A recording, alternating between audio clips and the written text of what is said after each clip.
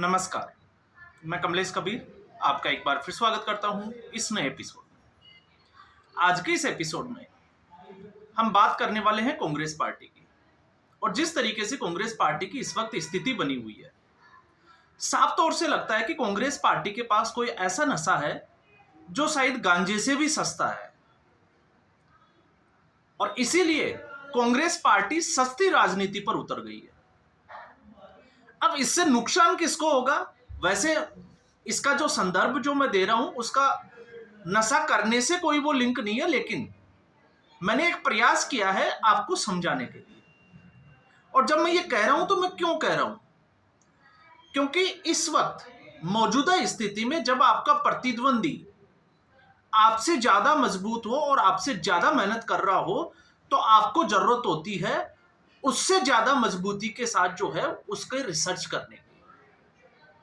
क्योंकि जो भी बात आप बोलते हो वो सीधे तौर से जनता में एक मैसेज जाता है। जैसे अगर कांग्रेस पार्टी में राहुल गांधी कुछ भी बोलते हैं तो वो नेशनल और इंटरनेशनल दोनों ही, हम कह सकते हैं, राष्ट्रीय स्तर पर और अंतर्राष्ट्रीय स्तर पर सुर्खियां बन जाती है। और आपने देखा ही है जिस तरीके से संसद में ऑपरेशन सिंदूर को लेकर कोई टिप्पणी की गई थी और पाकिस्तान में उसकी हेडलाइंस बन गई थी। तो ऐसे भारतीय जनता पार्टी में अगर हम बात करेंगे, नरेंद्र मोदी हुए, अमित शाह हुए, तो ऐसे लोग हैं जैसे अरविंद केजरीवाल हुए, उनका कुछ बोलने का मतलब है कि वो पूरे देश में सुर्खियां बन जाती है। और जिस सोशल मीडिया की युग की आज हम बात कर रहे हैं उसमें ऐसी खबरें जो है वो बहुत जल्दी फैलती है। तो जब मैं ये कहता हूं कि सस्ता नशा, तो सस्ता नशा मैंने इसलिए बोला क्योंकि आज राहुल गांधी की रैली का एक भाषण मैंने सुना और उस भाषण में राहुल गांधी कहते नजर आए कि पहले आपका जो है वो नाम काट दिया गया, उसके बाद में आपका नाम जो है वो राशन कार्ड से हटा दिया जाएगा, आपकी पेंशन जो है वो काट दी जाएगी। और राहुल गांधी यहीं नहीं रुके, राहुल गांधी इससे 2 कदम आगे गए और आप अनुमान लगाकर देखिए वो क्या स्थिति होगी उनके स्टेटमेंट की। उन्होंने कहा कि उसके बाद आपकी जमीनें हड़प ली जाएगी और अंबानी और अडानी को दे दी जाएगी। अब ये जो स्पीच था, स्टेटमेंट, ये राहुल गांधी को जरूरत क्यों पड़ी? इसके 2 मायने हैं। या तो राहुल गांधी बिहार की जनता को बेवकूफ समझता है, या फिर दूसरा, बिहार की जनता को गुमराह करने का एक प्रयास किया जा रहा है। क्योंकि राहुल गांधी को तो पता चल गया कि उनका चुनाव आयोग के ऊपर जो वोट चोरी का मुद्दा था वो अब शायद जो है वो जनता तक नहीं पहुंच पा रहा है। क्योंकि कोई भी नैरेटिव जब हम तैयार करते हैं, और राजनीति में तो राजनीति जो है वो नैरेटिव का खेल है, और नैरेटिव सड़क पर या जनता पर जो है वो कितना असर छोड़ता है वो मायने रखता है। तो ऐसी स्थिति अभी जो है वो होती हुई दिखाई नहीं दे रही, क्योंकि राहुल गांधी को बम फोड़े टाइम हो गया लेकिन पब्लिक सड़कों पर आ गई हो अलग अलग स्टेट में, ऐसा जो है वो दिखाई नहीं दे रहा। लेकिन इसी बीच पिछले वीडियो में हमने बात की थी जिस तरीके से सीएसडीएस के जो डिप्टी डायरेक्टर थे संजय कुमार, उनको माफी मांगनी पड़ी। क्यों माफी मांगनी पड़ी? क्योंकि अगर कांग्रेस पार्टी ही नहीं, इस पूरे देश को, क्योंकि अगर आप संजय कुमार का ट्रैक रिकॉर्ड देखोगे तो आप देखो वो द हिंदू के साथ जुड़े हुए थे, इंडियन एक्सप्रेस के साथ जुड़े हुए थे, और ये वो समाचार पत्र है जो वामपंथी विचारधारा से प्रेरित है।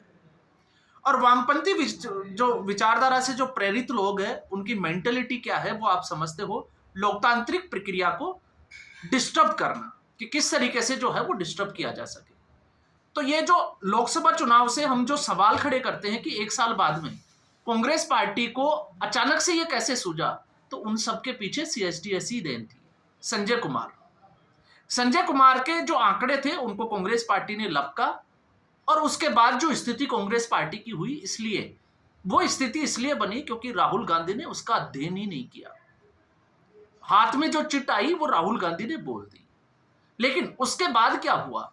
उसके बाद में जो हुआ आपने देखा, एक रंजू देवी जिसको पकड़कर जो है वो राहुल गांधी के सामने पेश किया गया। और फिर उसके बाद जब मीडिया पहुंचा तो रंजू देवी ने कहा कि उनको कांग्रेस के कार्यकर्ताओं ने कहा कि आपको ऐसा बोलना है, जबकि वो सच्चाई से बिल्कुल जो है वो बहुत परे था। तो यहां पर पूरे तरीके से राहुल गांधी, कांग्रेस और विपक्ष की पूरी टीम जो है वो एक्सपोज हो गई।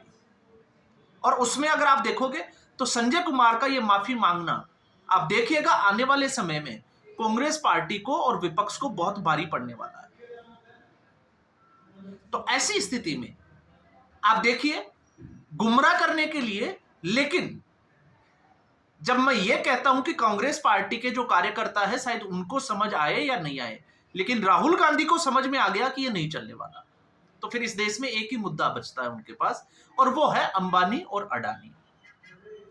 इसके अलावा अगर आप राहुल गांधी का एक भी मुद्दा आप देखिए, चला ये भी नहीं, लेकिन चूंकि हिंडनबर्ग की एक रिपोर्ट आई थी और अमेरिका की एक कोर्ट ने जो है वो सम्मन जारी किया था गौतम अडानी को, तो ये कुछ चीजें हैं जो आपको पता चलेगी कि ऐसा क्या खेल चल रहा है इस देश में और उसका हिस्सा कांग्रेस पार्टी कैसे है। तो इसलिए मैंने कहा कि लौट के बुद्धू घर को आए।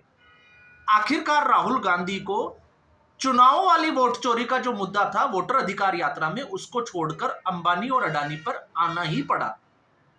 और क्यों आना पड़ा? जब मैं ये कहता हूं कि ये वामपंथी विचारधारा से कैसे है, तो आप याद करिए इससे पहले कन्हैया कुमार की जो पौध है वो कहां तैयार की हुई थी, आपको पता होगा वो कहां पढ़कर आए थे, टुकड़े गैंग का हिस्सा थे। और राजनीतिक पदार्पण अगर आप देखोगे कन्हैया कुमार का, तो वो भी लेफ्टिस्ट विचारधारा से ही था, वो लेफ्ट की पार्टी में ही गए थे, सीपीआईएम में, सीताराम येचुरी की पार्टी।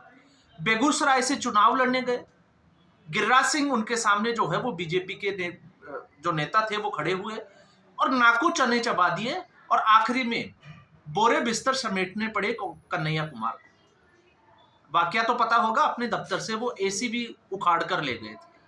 यह है कन्हैया कुमार की कांग्रेस पार्टी में, बिहार में हैसियत, जहां से वो आते हैं।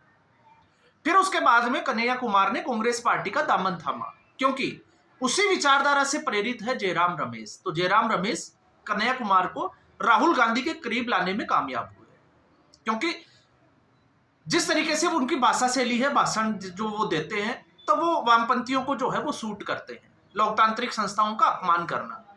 तो कन्हैया कुमार के जब स्टेटमेंट देखोगे तो आप देखोगे वो बेझिझक जो है वो जो भी मुंह में आए हैं वो बक देते हैं।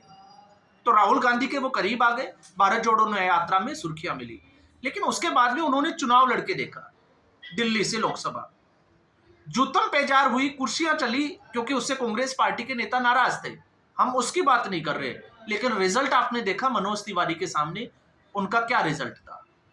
अब ऐसी स्थिति में कन्हैया कुमार को लगा कि कांग्रेस पार्टी से वो वापस जो है वो बिहार के नेता बन जाएंगे, तो उन्होंने एक स्टेटमेंट दिया कि जो सड़कें जो बन रही है, क्योंकि देश भर में जो राष्ट्रीय राजमार्ग बन रहे हैं वो इसलिए बन रहे हैं ताकि बिहार के पानी को दूसरे राज्यों में भेजा जाए, उसके ऊपर कब्जा किया जाए। और निशाना किसका था? उद्योगपतियों। अब कांग्रेस पार्टी के कार्यकर्ता जो है वो इस बात पे ताली बजा सकते हैं क्योंकि ये उनको सूट करता होगा, लेकिन आप सोचिए उस राजनेता का राजनीति में क्या भविष्य है जो इस तरीके का स्टेटमेंट देता है? ऐसा संभव है? और क्या इस देश में जितने भी जो राष्ट्रीय राजमार्ग बन रहे हैं, क्या वो इसके लिए कि पानी की चोरी हो जाएगी? तो आज अगर हम इसको राहुल गांधी से कनेक्ट करके देखते हैं, राहुल गांधी के भी तो आसपास वही लोग हैं, तो इसके आसपास अगर राहुल गांधी को देखते हैं तो राहुल गांधी भी तो वही कह रहे हैं कि आपकी जमीनें जो है वो अंबानी और अडानी को दे दी जाएगी। अब ये भी जो है वो हास्यास्पद है, क्योंकि मुद्दा जब एसआईआर का है, आपने चुनाव में गड़बड़ियों का आरोप लगाया और एसआईआर की जो प्रक्रिया है वो भी उसी के तहत है कि उन गड़बड़ियों को कैसे दुरुस्त किया जाए। फिर आप कहते हो कि आपका नाम कट गया। मैं कहता हूं जी, मानवीय जो गलतियां होती है वो होती है और उनकी गुंजाइश रहती है, लेकिन उसको दुरुस्त करने के लिए चुनाव आयोग ने 1 महीने का समय दिया कि अगर आपका मतदाता सूची में नाम नहीं आता है, किसी वजह से वो कट गया है और आपको लगता है कि आपके पास सारे डॉक्यूमेंट्स है, तो आपके पास 1 महीने का समय है, आप उसको दुरुस्त करवा सकते हैं। लेकिन चूंकि मतदाताओं को भ्रमित करना है, तो एसआईआर का मुद्दा आपको समझ में आ रहा होगा कि ये खेल क्या है। और अब जो है वो उसको अंबानी और अडानी पर शिफ्ट करने की कोशिश कर रहे हैं। क्यों कर रहे हैं? क्योंकि अब इनको लग रहा है कि ये जो है वो ज्यादा चलने वाला नहीं है। अब आते हैं हम, क्योंकि कोर वोटर से ज्यादा तो जो है वो किसी को खुश कर नहीं सकते। अब जब हम आते हैं कि अंबानी और अडानी को किस तरीके से टारगेट किया जाता है, तो वैसे अगर आप देखोगे तो वैश्विक स्तर पे जब हम इसकी स्टडी करते हैं, रिसर्च करते हैं, तो फास्टेस्ट जो ग्रोइंग या इमर्जिंग इकोनॉमी जो हम जिसको हम कह सकते हैं कि कोई भी देश तरक्की करता है, तो उसके आसपास वाले जो इकोनॉमी वाले जो कंट्री है उनके बीच में आपको पता है कि किस तरीके से प्रतिस्पर्धा होती है, तो एक दूसरे को गिराने का प्रयास किया जाता है। और इसी का नतीजा है, आप देखोगे तो अमेरिका इस साजिश का जो है वो बड़ा ही, जिसको हम कहें कि आधार रहा है, साजिश करता हम कह सकते हैं।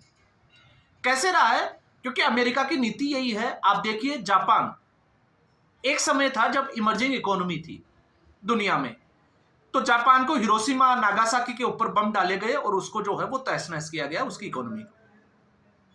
जापान सरेंडर करने तक के लिए मजबूर हो गया। फिर उसके बाद में अमेरिका का जो है वो प्रतिद्वंदी बना रसिया, सोवियत संघ। तो यूएसएसआर के जो है वो 17 टुकड़े कर दिए गए 1992 में। इसके अलावा अगर आप देखोगे चाइना जो है वो अब लगा कि अमेरिका को, और इसमें इमर्जिंग इकोनॉमी में सबसे बड़ा हाथ होता है उस देश के उद्योगपतियों का, क्योंकि जब ये लोग बाहर प्लांट लगाते हैं तो बाहर से ये पैसा लाते हैं, बिजनेस करते हैं। तो ऐसी स्थिति में आप देखिए, चाइना का जो एक व्यक्ति जैक मा कैसे गायब हुआ, किस तरीके से जैक मा के खिलाफ जो है वो एक लॉबिंग की गई। तो ऐसा नहीं है कि कोई एक देश इससे बच गया हो। और फिर उसके बाद में कयास ये लगाए जा रहे थे 2022-23 में कि 2024 तक आते आते गौतम अडानी जो है वो दुनिया के सबसे बड़े रईस व्यक्ति बन जाएंगे। लेकिन उससे पहले हिंडनबर्ग रिपोर्ट आती है, और जिस तरीके से विपक्ष उसको लपकता है अपने राजनीतिक फायदे के लिए, देश का नुकसान भले ही कितना भी हो, और उसके बाद में गौतम अडानी के शेयर के जो है वो भाव गिर जाते हैं, और फिर क्या स्थिति बन जाती है। तो अमेरिका जो कर रहा था उसमें वो कामयाब हो गया। और अब उन्हीं नीतियों के सहारे, क्योंकि कांग्रेस पार्टी को लगता है कि अब वो सत्ता में वापसी करनी है, तो कहीं ना कहीं जो है वो नरेंद्र मोदी को उद्योगपतियों के सारे टारगेट करना है। इसके अलावा कांग्रेस पार्टी के पास जो है वो सीधे तौर पे प्रधानमंत्री से जुड़ा हुआ कोई भ्रष्टाचार का मामला नजर नहीं आता। तो ये लोगों को जो है वो भ्रमित करने का एक प्रयास किया जा रहा है। इसलिए मैंने कहा कि कम से कम कांग्रेस पार्टी जो है वो तथ्यों पर रिसर्च जरूर करना चाहिए, वरना वही स्थिति होगी सस्ते नशे वाली। और दूसरा, कांग्रेस पार्टी देर सवेर, आप अब देखिएगा जैसे जैसे चुनाव नजदीक आएंगे, चुनाव वोट चोरी का जो मुद्दा है वो पीछे हटता चला जाएगा, छूटता चला जाएगा, और एक बार फिर जो है वो अंबानी और अडानी टारगेट पर होंगे। तो आज के एपिसोड में बस इतना ही। उम्मीद करूंगा वीडियो एपिसोड आपको पसंद आया होगा। वीडियो को लाइक करें, शेयर करें, चैनल जरूर सब्सक्राइब करें। धन्यवाद।